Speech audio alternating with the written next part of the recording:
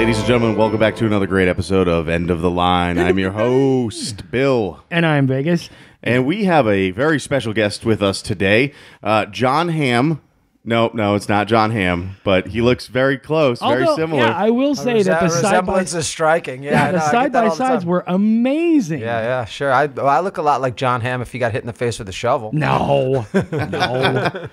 We have a great guest, and thank you very much for being here. This is JB Bernstein. Thanks for having me, guys. So this is so for those that don't know, which you probably should know already. Hey, so which you probably don't know, JB actually has a movie made about his entire life. Well, not maybe his entire life, but pretty close to it. The only interesting part of it. So what's the name of your movie? $1 Million Arm, and it's a story about my business partners and I back in 2007 came up with this crazy idea. Everybody thought we were a bunch of idiots. We were going to go to India, have a TV game show, and try to find someone who could throw really fast, a baseball, and then bring him back to America and teach him how to pitch and try to get him signed. Try to find our kind of Yao Ming of baseball, but from India. So, we're going off, we do the contest, blah, blah, blah. And the next thing I know, I'm in a Disney movie with Jon Hamm playing me. so it's certainly one of the most unlikely outcomes of any venture I ever started. So first of all, how did that come about? Did Disney just approach you? Was there a book already made of any sort? So it's once again, Hollywood is a really weird business. I'm an agent, sports agent by trade. And so, usually the way my business works is Pepsi will call you up, say, hey, I've got a deal for Barry Sanders. And then you answer within a day or two. And then the deal's like next week. And then you get paid. And that's like how a real business should work. Hollywood's a little weirder. So, originally, I was just doing the contest. Never thought about a movie, never thought about a book, never thought anybody would care. The only thing I thought people would care about, there wasn't a book or a movie about the search for Yao Ming. So I was so laser focused on, we're just trying to create this Yao Ming. Yao Ming over 15 years, 13 in the NBA and a few out, made over $2 billion. His agents took over $200 million in commissions. So I'm thinking like, that's my guy. I got to get one of those. Right? So that's literally all I'm thinking about. I'm just completely laser focused on that. Now, you didn't want to go the China route still? I mean, obviously. Well, they already had a Yao Ming. They did, but there's still billions of people. There's no doubt I could probably find talent there, but there's something, special about being the first. And that first guy is always going to make the most. So I figured if I could get the first Indian athlete in any sport in the United States, that would be the one. So I'm just laser focused on the contest. I bring these kids back. I'm training them. And a good friend of mine, Neil Mant, calls me up, and Michael, his brother. And they say, hey, because at the time what I was doing was, I was trying to create some PR and create some hype for the tryout. So I was taking these kids, what their day-to-day, and translating their observations into this blog that was very funny because, they'd see things they'd never seen an escalator, and they'd be like, sir, why are the stairs moving? And I'd say, well, it's just an escalator. I said, but sir, why wouldn't Americans just walk up one flight of stairs? I didn't really have an answer for that, It's like, I'll take an escalator, and they had all kinds of questions like, why we have so many pills for it. Like, you don't realize like how many pharmaceutical commercials are in a baseball or a football broadcast, and be like, so why would you need a pill if your eyelashes don't grow? And I don't really know. Because we need eyelashes, of course. I don't know. But whatever. They were all these great observations and questions. So I started capturing it on blog, and Michael and Neil called me up and said, hey, do you mind if we come fill this? We think this could be a great story. And I'm like, you guys are nuts, but whatever. If you want to do it, that's fine. And, they're pretty reputable producers. They produce the ESPYs. They produce the Jim Rome Show. They had a lot of good stuff going on, and I'd known them forever. And they had produced a bunch of movies, small independent stuff. And I said, look, if you guys want to film, you're not going to charge me anything. Come on down. So they started filming at USC 3-4 months through the whole process. The kids actually get signed. And then Neil edits together a 5-minute kind of reel, a teaser on the story. And I look at it, I'm like, it's interesting to me, but no one else is going to care about this. But I'll tell you what I'm going to do. I was like, I'll introduce you to my friend Mark Chardy. Mark is like any sports movie you ever loved, Rookie, Invincible, Secretariat, even a movie like The Game Plan with The Rock. I mean, the McFarlane movie. Any movie you've ever loved about sport, Invincible. Any movie you ever loved about sports, this guy produced it. You've pretty much named every movie I've loved about sports too. So. Right. And Mark is like the most successful producer in that genre. And so he's a good friend of mine. I call him up and I say, hey, Mark, take a meeting with Neil. He's got this thing he wants to show you. You already told me 6 months ago that when I told you I was going to India to do this, that I was an idiot. This wouldn't work, and it was a terrible idea, and it would never be, and no one would ever care about this. And look at it now. I said, just take the meeting. So he takes the meeting with Neil. He's like, hey, this isn't bad. And a week later, he sold it to Sony. So Sony jerks around with it for like 18 months, and the 18 months come up, and they have another option period, and they let it go. Disney jumps on it at that point. So then it took Disney. Now, did Disney know about this in advance, or did they just kind of they passed on? No, they passed on it initially. Gotcha. And then 18 months later, of course, now there's a new guy in saying, hey, we should these sports movies. This is what Disney's brand. Everything. That's what I'm saying. Hollywood is just such a weird animal. Is you could present something to a company, and then 18 months later, there's a new guy there who loves it. The other guy hates it. So it's just a weird business. But anyway, timeline. We're 18 months in. After these guys get signed, then Disney takes it. They spend about a year. They hire a guy, great guy, Tom McCarthy. He wrote Win-Win, a lot of like independent kind of small movies. But Win-Win, I think, won an Academy Award. It's like about high school wrestling, The Station Agent. He'd written some really cool stuff. So he writes a script. Disney kind of likes it. Now we're into May. So these kids got signed in November of 2008. Okay, we're now in February of 2014. Oh, geez. Okay. So I'm thinking like this is never going to happen. There's now, and these guys just say, oh, no, this is normal. I said, no, what kind of business runs like this? But whatever, so. A multi-billion-dollar one that can do whatever it wants, exactly. right? Yeah, well, now I know why they have 800 projects in various levels of production, because if they didn't, they would have no movies to show. That's true. So, February rolls around, and it's kind of like, the shit or get off the pot moment, if you will. Absolutely. Oh yeah. So that's not too racy, and so it's one of those things where we're sitting there, really, and they decide. Even I turned my ringer off, Bill. It's an alarm. I'm sorry. We both have a bad habit of. You're supposed to be awake right now. Yeah, I'm just waking up. I can get over there. I can make it in time. Let me shut all those off. It's all good. So we get there. It's February 2014. It's kind of that seminal moment. They have to decide if they're going to green light it or not. So they say, okay, well, I'll tell you what. Go. See who you can get. So they get a director, that takes about a month. Then they start saying, okay, well, if you can get somebody to play this guy, then we'll green light it.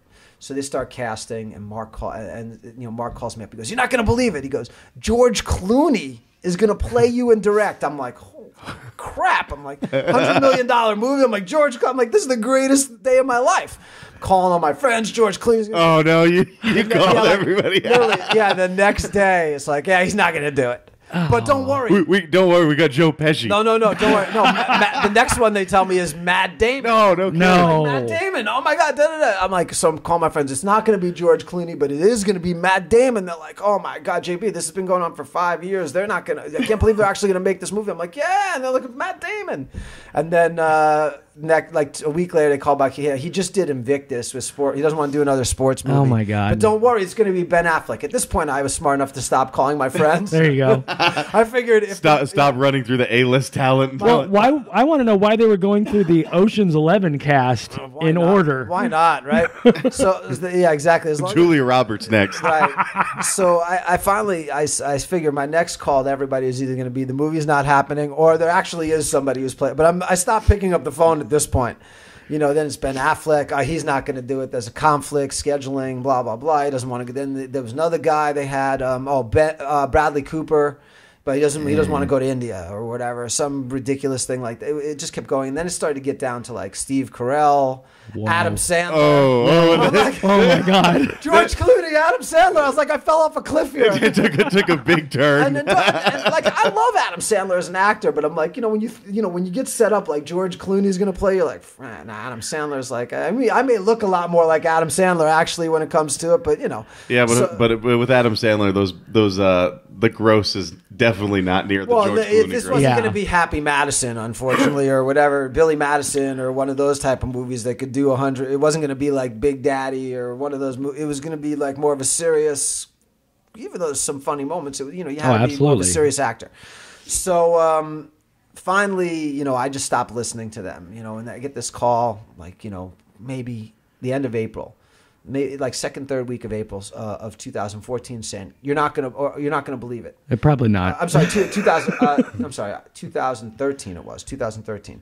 So I get the call and he says it's Jon Hamm, and I said yeah, right, whatever. And he said no. He's like, he signed a contract. We fly to India in 2 weeks. We're starting to film the movie. Wow. And I'm like, come on, seriously? And he's like, yeah. And that was it. And so I was literally in India 2 weeks later with Jon Hamm. And we're just hanging out. He's, and it's so weird. I mean, taking him through, I had kept the journal kind of throughout this whole thing. And I'm taking him through that. And I'm taking him all my favorite places in India and showing him all around. And it was pretty wild how fast from the time. So literally the end of April 2013, they get him. They're in India in May filming, back in USA to finish up in Atlanta and Los Angeles.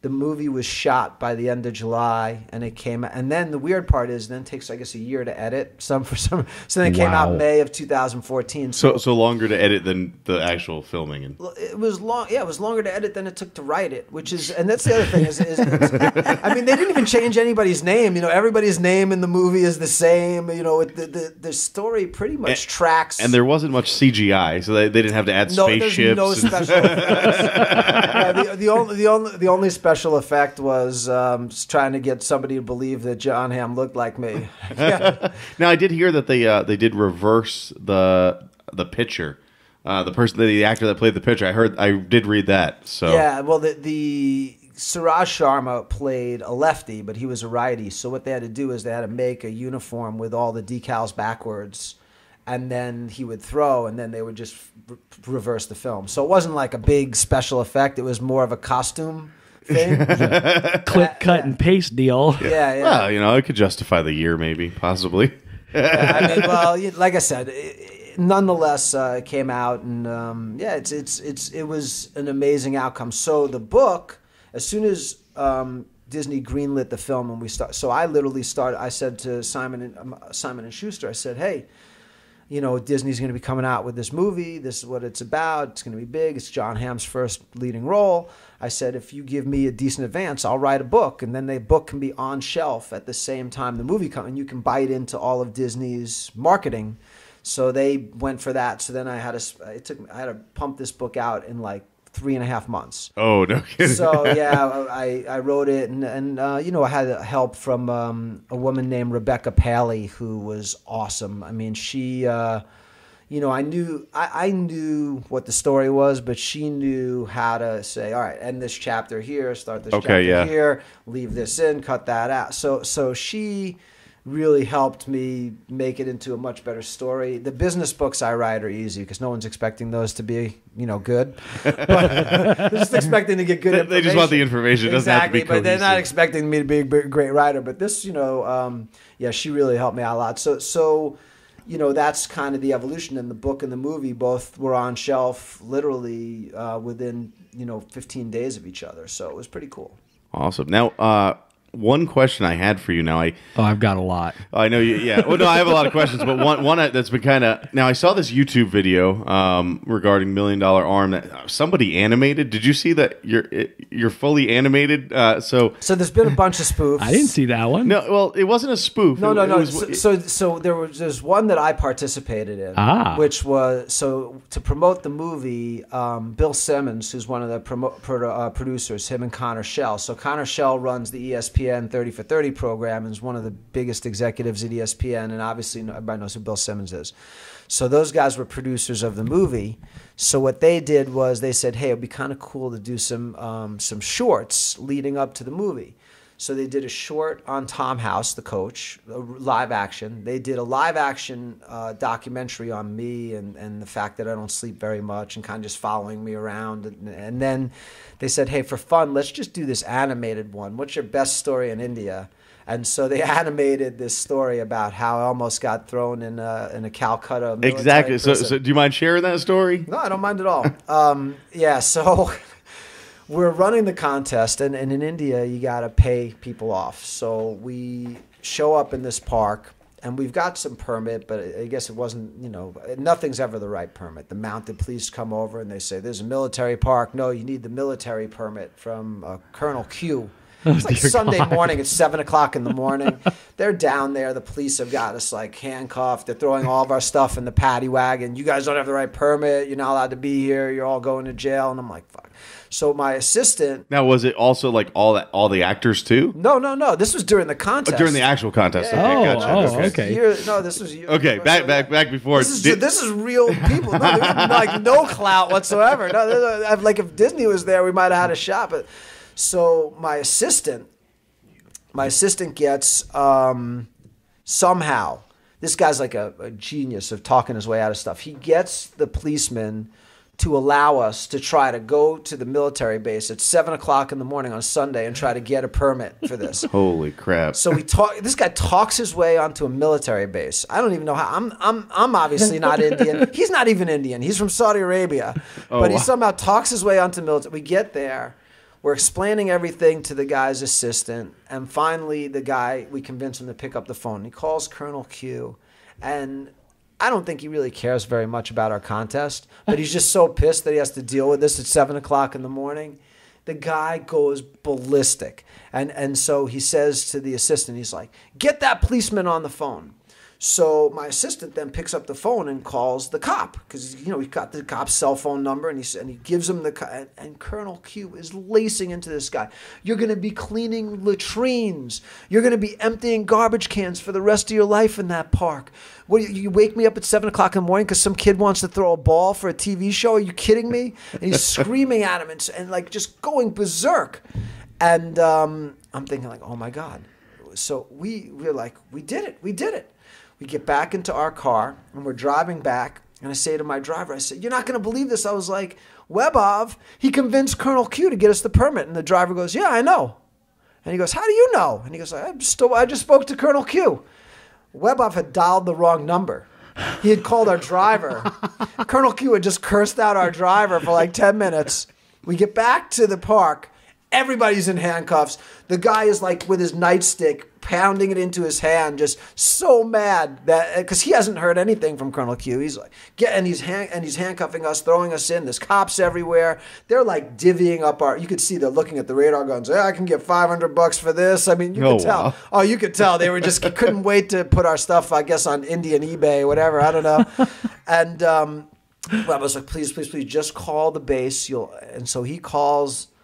Finally, we convince him to call the base, and you can tell he's like this really kind of confident and really upset, and he gets on the phone, and as he's talking, he must have got the guy's assistant, and as he's talking, he's like, trust me, you don't want Colonel Q to get back on the phone, and he's telling him, you see this guy's face start turning white, and then all of a sudden he's like, covering the phone, uncuff him, get him out of there, give him the stuff back.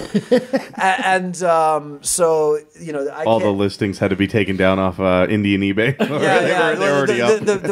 The best part of the story, though, was as soon as the cop let us go, though, this kind of shows my loyalty, as soon as the cop let us go the first time so that we could go to the Indian base. So we get in the car, and the driver says, where to? And Webov says, to the Air Force Base. And I said, ever go to the airport? Are you freaking kidding me? I was like, we're gone. Go to the airport right now. I was like, we're not going to the... Are you kidding me? This guy was stupid enough to uncuff us. Who cares about those volunteers? We'll bail them out later. I'm leaving. I'm not going to jail in Calcutta. I'll deal with them from the embassy. I watched Locked Up Abroad. I'm out of here, man.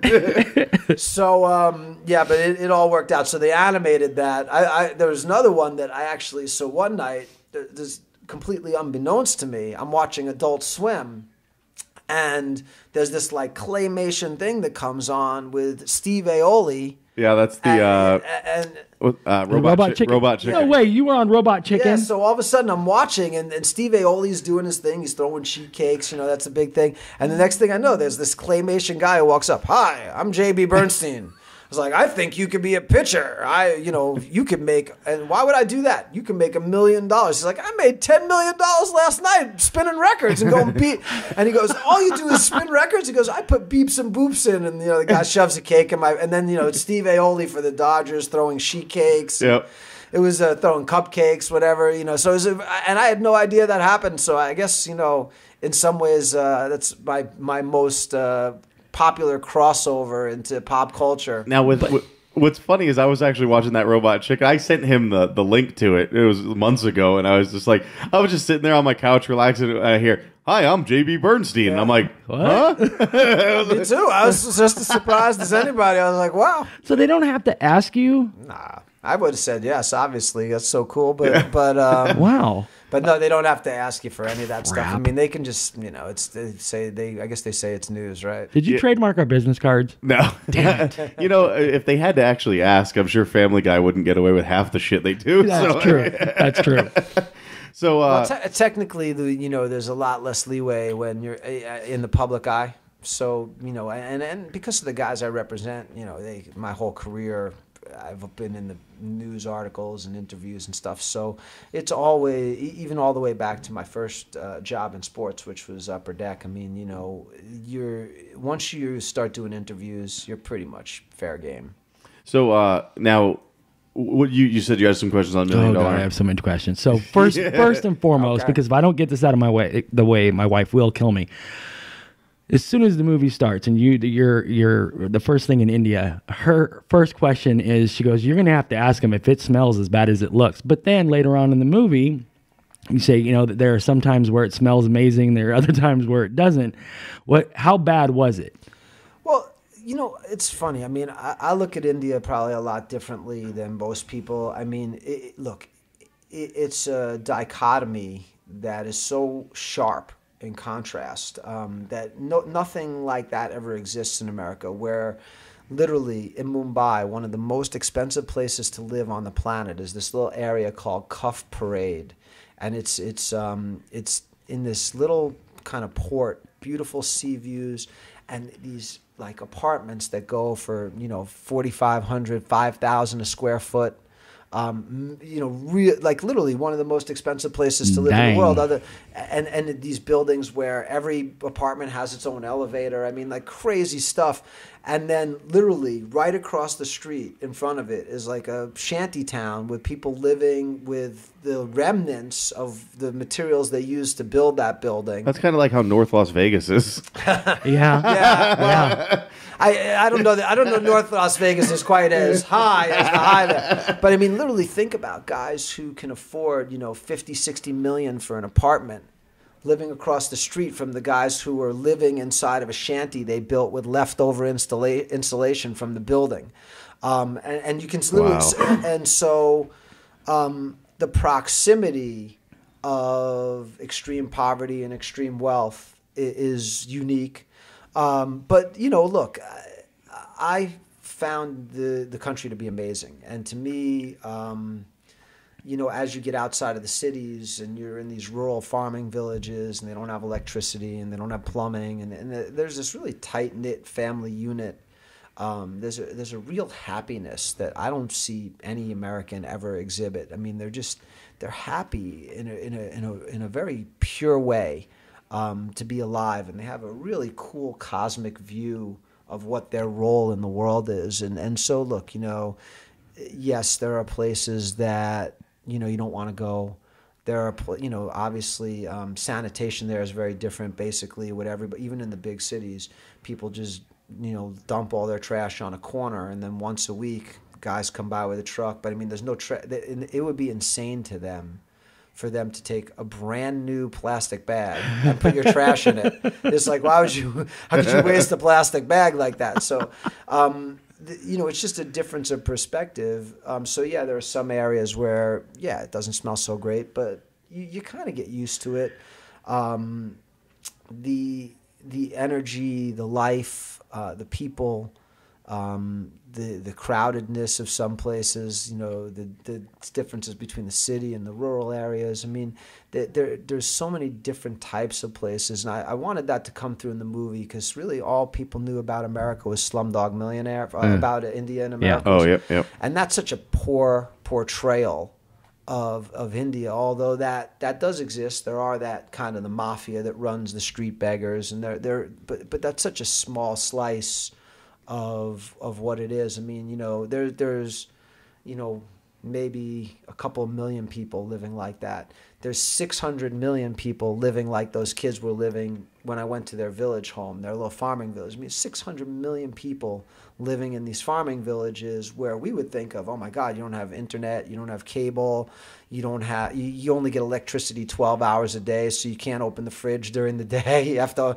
or if you get electricity during the day, you can't open it at night. It's things like that. But to them, they're farmers. They farm the land, they eat the food, they go to the market once a week, trade some vegetables for some chickens. I mean, and the families there are really, really close, which is unique. And you remember a lot of the things we forget in America, where you remember, about unconditional love and about the power of your family and having those people in your corner and, the pride in an honest, good day's work. And there's a lot of lessons that you walk away from in India if you have your eyes open. But yeah, the average rich American goes over there and steps in any place other than, the Taj or some of the big, hotel chains or the Hilton Trident or things like that, where it's, sick 5-star and you got a servant following you around all day. I mean, those exist. But I really, if you're going to get to India, you got to really look around and you'll be amazed. And so for the most part, when you're there, let's just say not you,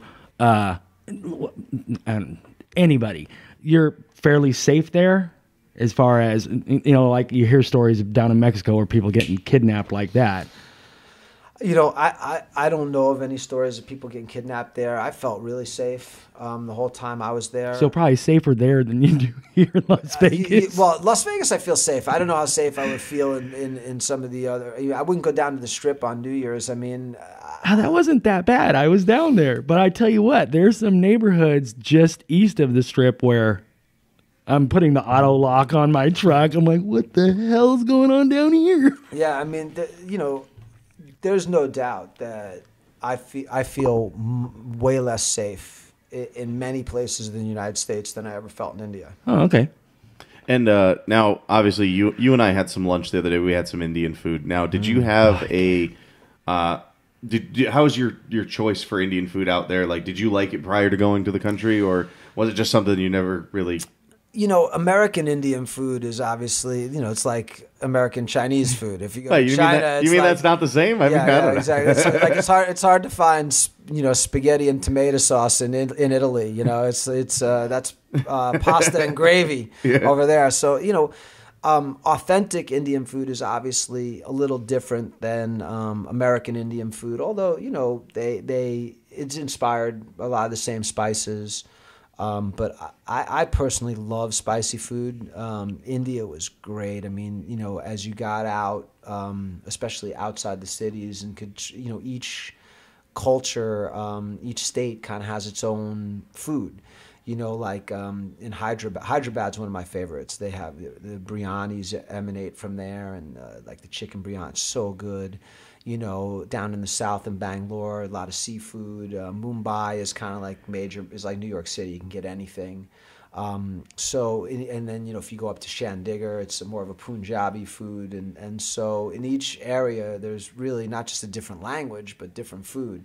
So it's, if you're adventurous with food, it's great. Don't eat anything from a street vendor, though. Same kind of thing in New York City. Yeah, that was the same when I went to Korea. Yeah, pretty much in any country. And with Korea, the difference was I thought it would be fine. I ate stuff, and then I was out late at night when the street vendors, they used to sell meat on a stick.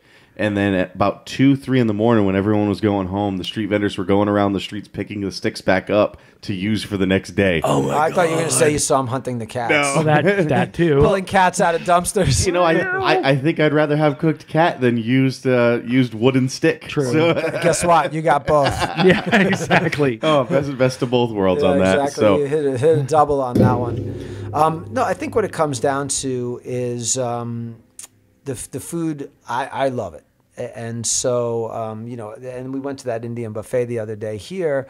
You know, it was decent, but I mean, that's not an authentic Indian meal. Course. But, one of the things I loved the most about India was, they don't really use silverware. They just use the naan, and they basically scoop all that stuff up. It's funny, a lot of the more authentic restaurants, they won't give you a fork or anything. They don't have silverware because, it's a waste of money, waste of time. You just use the puri or a naan or, a roti or some of the different types of breads as basically spoons. Well, that's awesome. Yeah, it is awesome. Yeah, it is.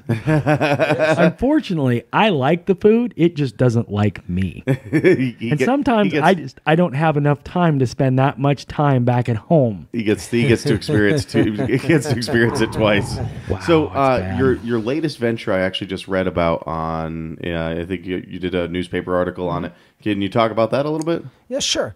So, $1 Million Arm was pretty successful. Obviously, we found some kids. We ran 2 seasons of $1 Million Arm. Even the second season, we found a kid. So we decided, what other sports could we go for? And we decided to look for an NFL place kicker. So back on January 10th of this year, we launched $1 Million Kick. And we just finished up the Delhi qualifier, and the winner of the Delhi qualifier actually kicked a 61-yard field goal. The kid had never heard of football. The first time he ever saw football was the first time he kicked it. Wow! And it's pretty amazing. We found I feel like we'll definitely find a place kicker, and in a lot of ways, a place kicker will be even easier to place than a pitcher because you really don't even need to know anything about football. Right. You just have to come out and kick it. I mean, and if you're not doing kickoffs, if you're only doing field goals and extra points, you don't even need to know. You just have to kick it and walk off the field. Yeah, that's true. I didn't even think about that on the baseball side. Is obviously, they can have an arm and they can throw strikes, awesome, but the mechanics of baseball itself on the outside is simplistic. But internally, it's such a complex sport. Well, for pitchers, it's a little easier because the manager tells and the catcher calls every pitch. He says fastball here, curveball here. So the pitcher doesn't have to. The only thing they really have to figure out is the fielding, and that was because and in the National League they don't hit. Or they get pinch hit for, I guess, at some point. If you're a relief pitcher, you're probably not likely to see many at bats. All you have to do is be able to bunt. Yep. In the American League, you don't hit at all. So, there's very limited role for hitting and base running. The big thing is really fielding, and that was one of the hardest things for them to figure out. And we just literally, there's so many scenes. I think there's even a scene in the movie where they do it, but I can just remember them just sitting in my house in one of the 3 bedrooms, whether it was the translator or Rinku or Dinesh's, just reading Baseball for Dummies. Yeah, and that I'm like, how many pro players are reading that? And it was funny because they're there in Pirates training camp, sitting on the couch reading Baseball for Dummies, and guys are sitting on the couch with them, going, "Wow, I did that really." It's like that's what they're telling me. It's like I usually don't go to cover first for that, but all right, that's what they're telling you. Interesting. So with your $1 Million Kick, venture, so you're filming that now, or is it? Yeah, we needed a TV show for credibility for $1 Million Arm because people are like $1 million to win a game show, throw a ball. That it seemed like a joke. So without the TV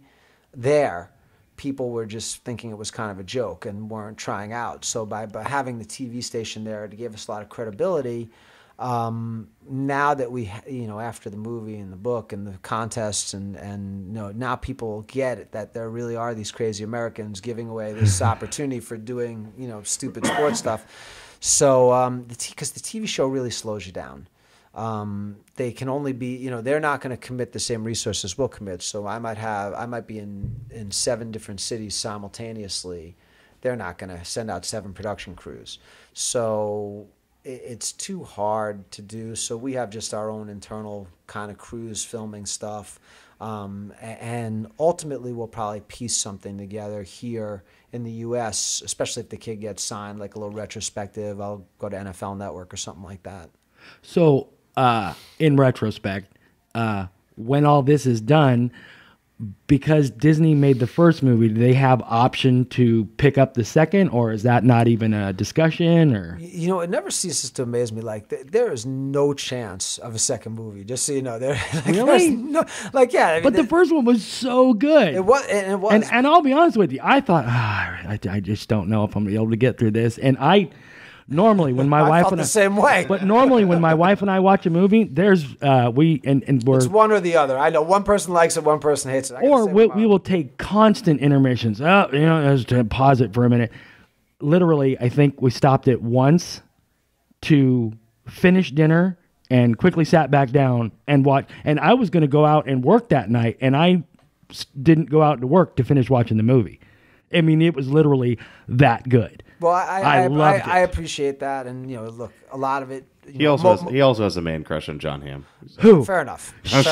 Whatever. It's nothing like your man crush on Brady. Hey, Yeah, exactly. Brady's probably done more for you than John's done for him. In this type of situation, it's extremely unlikely that there would ever be another movie. There might be a 30 for 30 or some small TV piece or an internet thing, but it's almost would be the same exact plot over and so it would in no way would it really be a sequel of like, hey, what happened to these kids? Right. That would be more likely, maybe like a sitcom that followed the kids after they got signed and like they're living with the agent down in Florida, like something like that. That would be funny, actually. And by the way, it's possible. People say, "Oh, well, the movie came out in 2014. If they were going to do a TV show, it would have came out by now." And I said, "Really?" Because the TV show Taken starts next week. That's true. And so what was that, like 10, 15 years ago, the first one? And there's a Lethal Weapon TV show. That's what I'm saying. Yeah, and that was from 1980. And have you watched that? I heard it was good. I got through one episode, and I'm like, okay, this is... Irrespective. That I could foresee that happening, but the $1 Million Kick would almost be an identical film to $1 Million Arm. There'd be almost no difference. It's a guy goes to India. As a matter of fact, it would be less interesting because all the kind of funny stories and struggles would, they're all it's the same. Right. It's not like anything new. I'm dealing with the same stuff. I'm dealing with the bribes. I'm dealing with people don't want to give you your stuff. You're dealing with permissions, and it's all the same. The language barrier, the food. There's no material left. Got it. Now with $1 Million Arm, obviously the. Although if Disney disagrees with me, let's do it. There you go. The mouse is good. Hey, I can play JB this time. Of course, 100 and something pounds heavier. This is JB in the later years. After he doesn't give a shit Batman anymore. Live TV series. Adam West. And yes. Doesn't he look like King Tut from that series? Oh, yeah. I never even thought of that. Oh, my God, yes. It's my favorite TV show. It's a compliment. That guy was like a very famous actor. I forgot his name, but he was a very famous actor. So with the $1 Million Arm, you had a lot more hands-on involvement. Like the individuals lived in your house. Obviously, I expect a much more hands-off approach with $1 Million Kick. Or are you gonna? Well, look, that was a lot different in terms of those kids needed, 6-8 months of training, and they were coming to the U.S. for a very long period of time, and they didn't speak, and they didn't have any money. What we're going to do this time with $1 Million Kick is we're going to bring the 5 or 6 finalists to the United States and have them do the tryout here. And so the finals and the tryout will be simultaneous because I don't have to train these kids the same way I had to train the other guys. So what I'll do is I'll bring them out for a week, get a retired kicker to work with them for like a week, do the tryout and the finals at the same time, and then they're on the if someone wants to sign them, they're on the team's dime from there. Okay. So yeah, it wouldn't be necessarily me spearheading that. I mean, you got to remember I was single at the time. I had the opportunity to do that. Now I'm here in Vegas, which is not really the place you want to train a kicker. And then more importantly, I got my own family, a wife, a 6-year-old. They're not having that. Oh yeah, absolutely. Hey, here's My the 6-year-old would probably love it, but I mean, I was also, you got to remember, 2007 was also a long time. I'm an old man now. Okay, so I have another pull back the curtain moment in the movie. Obviously, the two actors that you got to play the two characters are way smaller than the actual people. Did they really fit? Okay, was there really a Porsche, and did you really stuff them in the back of that Porsche? It was worse actually. Really? Porsche. Yeah, it was. I had this convertible Mustang, and it was a Saline Mustang, and so there was almost no back seat at all, and I had to take the top down. And it's funny because they're used to it being like 120 degrees. So when it was like 60 in the morning, and I'm driving with the top down, driving them, they're back there just freezing like this. And they always would defer and let the translator sit in the front seat, even though he was the smallest guy, because they saw him as, seen. And they're in the back, and literally whoever had to sit behind me, they're in like almost some kind of yoga position with their legs over their heads. So, yeah, ultimately I had to get another car. So I did. But yeah, it is true that I was so stupid and insensitive that I had them for like 3 months riding around in a car with basically no back seat. Wow. Oh, the worst was when we had to drive like they would do. So driving from my house to USC, it was a quarter of a mile. It was not that big a deal, and they could have walked it. And at some point, maybe 2 or 3 months in, they were walking sometimes because it was, once they knew their way around. I had to drop them off at first because if they got lost, they didn't know how to ask to where they're going. But once they got the route down, they were able to walk. But when they would pitch in scrimmages, like inter-squad scrimmages at a college in Costa Mesa. So we'd have to drive with the top down for like an hour down PCH, and all these guys. It was beautiful, but they were by the time they got out of the car, they could barely move, and then they have to go pitch. Oh man! Wow. Yeah. And then after pitching, driving back for an hour that way. That is terrible. Yeah, it was horrible. But as a kid growing up, when my friends had a Mustang, it was like, hey, that's a free ride in a Mustang. I'll sit in the back. I don't care. I don't think they cared that it was a Mustang. They never seen a Mustang. They would have been much happier like in a rickshaw. Exactly. So yeah, obviously, great experiences. You said you had an absolute slew. I did, but I think honestly, throughout the interview, he's answered most of them already. Awesome. So JB, and I'm just sitting here dumbfounded anyway. I mean, yeah, I could probably turn off the mic and talk to him for another 6 hours, but I'm sure he has stuff to do. I'll give you his email address. Sure. I got nothing to do. Just hit him up. I'm up all night, man. He loves answering emails. Yeah. So obviously, it's easier than talking to people. It is He true. has the same thing. He'd much rather text me than actually pick up the phone. Although you have gotten better, I will say, since we've been doing this, you've gotten a lot better, and I get my nightly 5:30 phone call. Yeah, dude, because I hate people, man. I know. I just saw this restaurant in New York City By the way, that's a great quality for a radio host. Absolutely. That's why we don't have. That's why we don't have callers yet. I was like, make sure you say that to every guest. I love our guests. I hate everybody else. Caller 2, what do you want? There's this restaurant I saw in New York City that you can show up. You sit there, and the waitress is even behind. It's a ramen place, Japanese ramen place. The waitress is even behind this like bamboo kind of wall, and you write your order, you slide it under it, they slide your order back under it, and then they close the wall down. It's like prison. And you absolutely. You just sit there and eat and don't have to deal with anybody. It's like prison without the order part. Or without the fun desserts. Right. Whoa. So JB, obviously, thank you very much for coming in. Thank you so much. This is, obviously you've, well, actually, do you mind? Can you elaborate a little bit? You got a few more minutes to talk? What's up? So we talked about $1 Million Arm. Now, other than the Hollywood side of things, you're still a sports agent, which is a lot of people kind of probably glaze over that a little bit.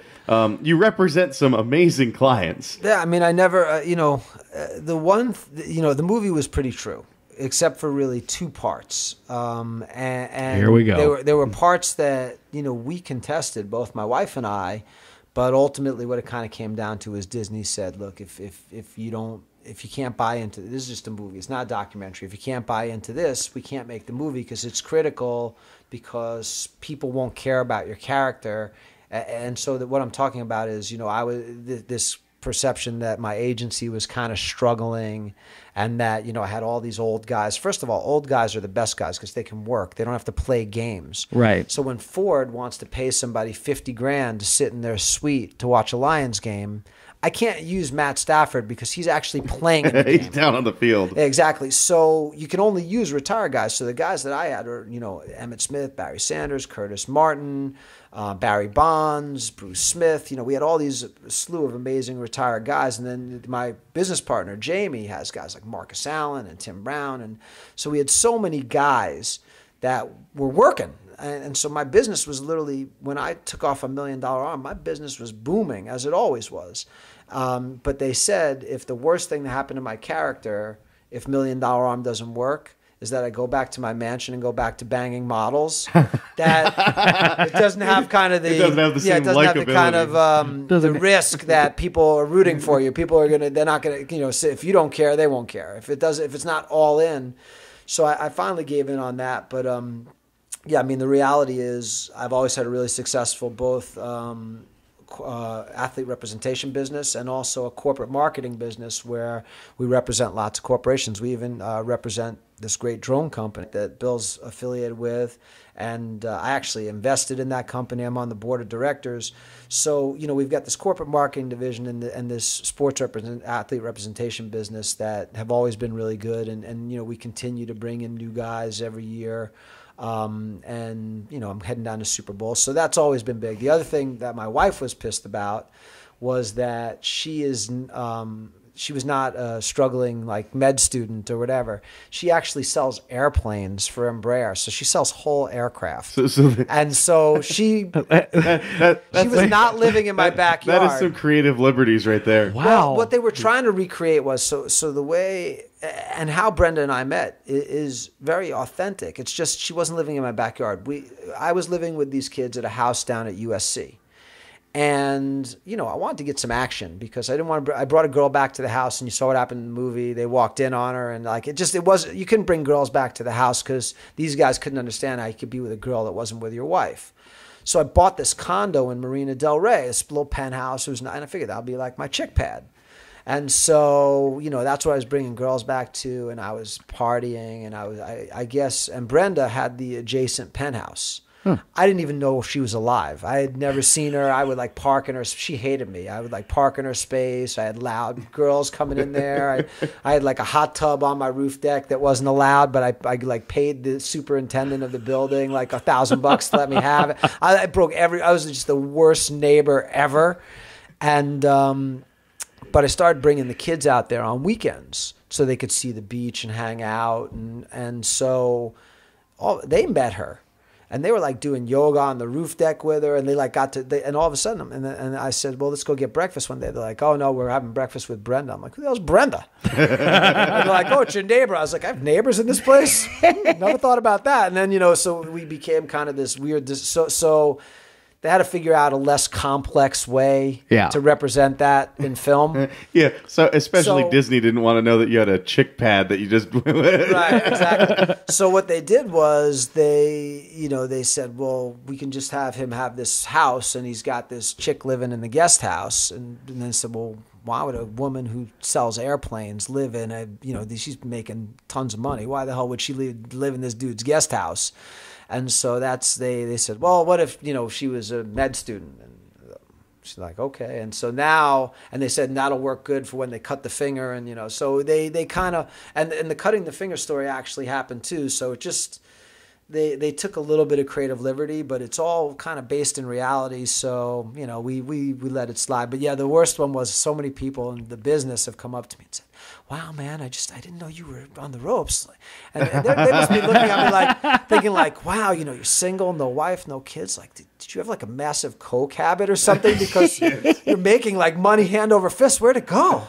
And I'm like, it didn't go anywhere. I don't know what you're talking about. I was like, I'm a it's struggling movie. raps artist. It's a damn movie, dude. What are you talking about? So I'm sorry, JB. Here, just take this. If you need any extra help, hey, look, I'll call you if my guys can't do a deal. I'll throw them your way. I'm like, oh, well, you can still do that, but I'm not. Go for it. Like, I'm doing pretty good. So so that was kind of the background of that. But ultimately, my agency still continues. We have a lot. I have another client, actually, Neil Mant, the guy who helped create this kind of concept for the movie and filmed a lot of this stuff. He has his own virtual reality company called Mant VR. So, we consult to them. We consult to beverage companies and, Procter & Gamble and all that. So we have all these different corporate clients we work with, athlete clients, and that's always been the case since I started my business in '94.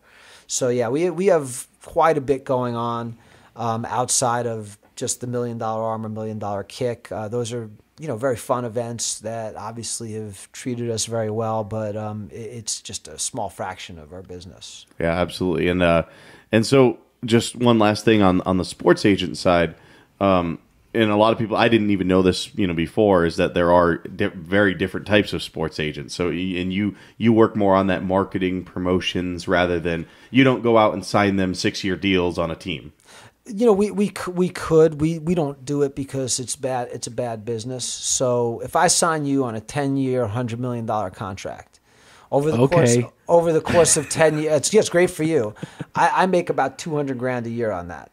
Oh, but if I get you $1 million deal from Pepsi, I make $200,000 on that. Oh. So I saw a long time ago that the diminishing returns of the athlete contract business, where they take such a small percentage, and they're always got smaller agents who are willing to undercut you, or some lawyer that your dad knows. Oh, I'll get certified at the NFLPA. I'll read your contract. Just give me $100,000 in season tickets, and that literally happens. So I always saw that side of the business as diminishing returns. You got to carry huge liability insurance. It's just really not worth it. But on the marketing side, and the other part is, I don't tackle anybody. I don't throw any touchdowns. I always felt weird taking money off a guy's playing contract. He's out there risking his life. Right. I see guys can't walk, knee replaced. They're 50 years old. They look like they're 90. I mean, Earl Campbell, they wheel that guy around. I mean, Earl Campbell growing up, to me, was like the giant. He was like Goliath, he was like this crazy, indomitable guy, and now you see him in a wheelchair. Yeah, it's unfortunate. And so I look at the risks they're taking, and I say, you know what? I never felt comfortable on that side of the business anyway. But Pepsi or Ford or whatever, I go out there, I create that deal, I sell it in, I get Ford excited about it, I tell them how to execute it. And then I take a piece of that. I feel much better about it, and it's just a better business. The other thing is, we do literally everything. So outside of the playing contracts, so there's the digital footprint, which is everything from your social networking to all your marketing, your website, your web store, all that, your memorabilia, your signings, your PR. You name it. Basically anything the guy, his charity foundation, his golf tournament, anything outside of the playing contract, we handle for our players. And to me, that's always been a business I'm more comfortable in. I feel like I'm earning my way a little bit better. And so there's contract agents, there's guys who do what I do. Then most athletes usually have a lawyer who reviews all contracts from everybody. They obviously have a financial planner and an accountant and things like that. So there's usually a whole team behind an athlete, and everybody kind of stays in their own lane. But they work together to make sure that the athlete's protected in every possible way, and hopefully the athlete listens to the team, and the team is honest, and you can have an amazing life and put away a ton of dough and what we call generational wealth, where your great grandkids don't have to work. But obviously there's a lot of sad stories out there of bad teams or athletes don't listen to a good team, and that ends up being a real nightmare. Yeah. So one last question I have Sure. for you on the endorsement side. Weirdest endorsement deal you think, to put you on the spot. All right, I'll give it to you. I'll give it to you only because I didn't do this specific one. But when we first started working with Barry Sanders, it was in 1994. So we had already had an existing agent. So when the agent was going through all of Barry's marketing deals, he's like, well, we've got this deal with Nike. It's up this year. He's telling us the terms. We've got this deal with Gatorade. We've got this deal with whoever. And then there's this one that says the athletic supporter. And I said, what's that? And he said, it's a jock strap. And I go, why'd you do that? He goes, it kind of slipped through the cracks. So yeah, that was one of the weirder ones. I mean, there are guys out there who don't drink, who do booze commercials. Oh, no kidding. Yeah, literally you see them like a big, 24-pack of Coors and saying, hey, spear up for the tailgate, and then they don't drink, or, so you see stuff it's kind of funny like that. But for the most part, a good endorsement, in my philosophy, I try never to do anything that's not authentic to the guy's brand. So the first thing I do is I'll ask a guy, what do you drink? What do you wear? What do you want to do things that are authentic, and then you go to those companies and say, hey, the guy's already using your stuff. Exactly. Yeah, we should publicize that and build a campaign around it, and So my only advice would be, if you're getting into try to come up with deals that are an authentic fit, because you see them from time to time, and you can probably Google 10 worst celebrity endorsements, and you'll find people that are just so out of their sorts, and such a mismatch between their brand and what they're promoting, that it's almost, you're not just wasting your money, but you're paying to get negative publicity out of it, or negative feelings towards the brand. Yeah. So you got to be careful about that. And a young aspiring college student wants to get into the industry, wants to be the next JB Bernstein. Don't do that. It's the worst idea ever. If you want to get into the sports agent business, if you want to get into any business, doesn't matter what the field is, the key is internships. To me, when I'm sitting across from a potential hire, I'm always looking for what they've done. You went to business school, big deal. So did I. I learned almost nothing in business school that's applicable to my job. It doesn't make me any better at my job. I had 5 internships from the day I graduated high school till the day I took my first job in the advertising business, and some on the brand side, some for ad agencies. So when I walked in looking for advertising jobs, which is what my first job was, I spoke the language. I knew all the jargon. I knew how that company made money. I knew all the buzzwords. I knew how all the different divisions within an ad agency, the creative, the media buyers, the legal guys, the account managers. I knew how everything worked. And to me, that's so much more valuable. And the other thing that so as an employer, when they have a lot of internships, that's really valuable. But as an employee, you're a young kid in college. You may work at a sports agency like IMG and do a summer internship and get out of there and say, I want to do this.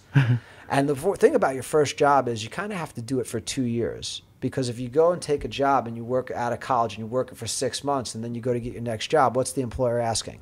What's wrong with this kid? Exactly. Did he get fired? Did he get quit? Is he so stupid he doesn't know what he wants to do? Right. Spent 4 years in college and business school and he doesn't know what he wants. So the internship really tells you what you want to do and where you want to be in business. So you might work for a sports agency and say, hey, you know what? I don't want to do this, but what that guy's doing over at the team in marketing and sponsorships, that looks cool. I would rather work for a team.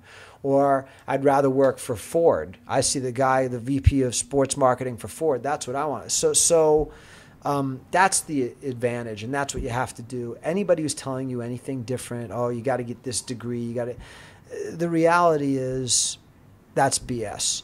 The other thing internships will allow you to do is network, so that you'll have references. I can literally, as an employer, pick up a guy who does what I do that you work for and say, hey, is this guy any good? So yeah, he's pretty good. Yeah, he did a good job in our office. He knows what he's doing. He worked for this guy. You know him, JB. And so those are advantages that blow away degrees.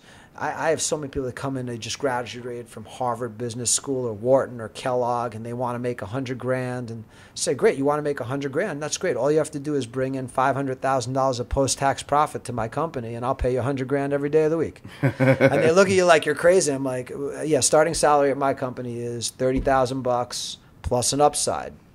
Go out, I'll pay, enough for you to get a crappy apartment and be able to transport yourself to and from the job, and one suit. That's what I pay for. Everything else you got to earn. Wow. Yeah.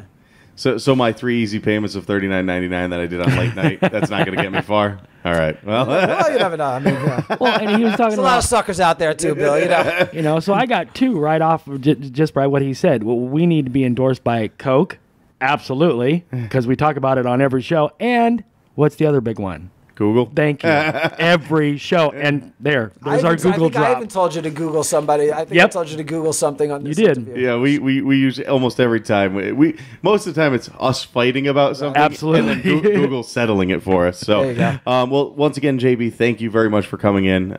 We appreciate it. You got anything else? I have one. Okay. Just one. It'll be quick. You don't have to. You're never gonna leave. No. This is it. I'm done. I think I just heard a door lock behind me. Yeah. The safety word is so football. Help. If you're listening to this, here's the address. It's recorded. Nobody will find you now. I might still be here, even though this is recorded. We're filming that sequel now, JB. The adult industry is in town this week. Great. All right, So, JB, Yes. I've seen it JB and I've seen it J period B period. It's the periods. So, what does it stand for? I have to know. It's my name. So Jeff Bernstein. Oh, okay. And but it became JB. I was in Catholic school very early on, and they're like Antonelli, Antonucci, Bernini, like Bernstein. Your name's JB, kid, and it just kind of stuck. Cool. All right. So when I call you JB Bernstein, I'm just going Jeff Bernstein. You're doubling up on the B. Bernstein. Bernstein. Yeah, everybody does. It's on my business cards now at this point. I mean, but it's funny because when I first started my career, I was like, I'm going to take my name back, and I had like Jeffrey L. Bernstein on all my because I thought it sounded so official, and then so that was the first 3 or 4 years of my career trying to get everybody to call me Jeff and Jeffrey, and it started to work. So if you meet anybody in my career who's like known me from early in my career, they'll still call me Jeff, and people are like, who the heck's Jeff? Because in '94, when I left Upper Deck and went out on my own, one of my clients was Major League Soccer. So I was one of the founders of Major League Soccer, and my boss was named Randy Bernstein. He was like the chief marketing officer, and I was head of licensing. So it was just too many Bernstein, so I became JB again. That's awesome. And so, and then I just basically went with it from there. So, but it is funny how there are some people who've been covering me from very early in my career, who will, from my Upper Deck days, who all call me Jeff, and people are like, who's Jeff? And they're like, JB, and I'm like, oh yeah, that guy. Okay, so, but it just stands for my name. Got it. So, all right. Well, I had to get it out there. Although a lot of people will say that it's for just barely, which is kind of basically the motto of my life. I'm just barely a sports agent, just barely good looking enough, just barely rich enough. Whatever. Yeah, from the guy that buys a condo just to bang hot chicks, as he tells me 10 minutes ago. That seemed like a sound investment, by the way. All right. Thanks again for tuning in, guys. Thanks again, JB, and we'll see you guys on the flip side. Deuces. Thanks.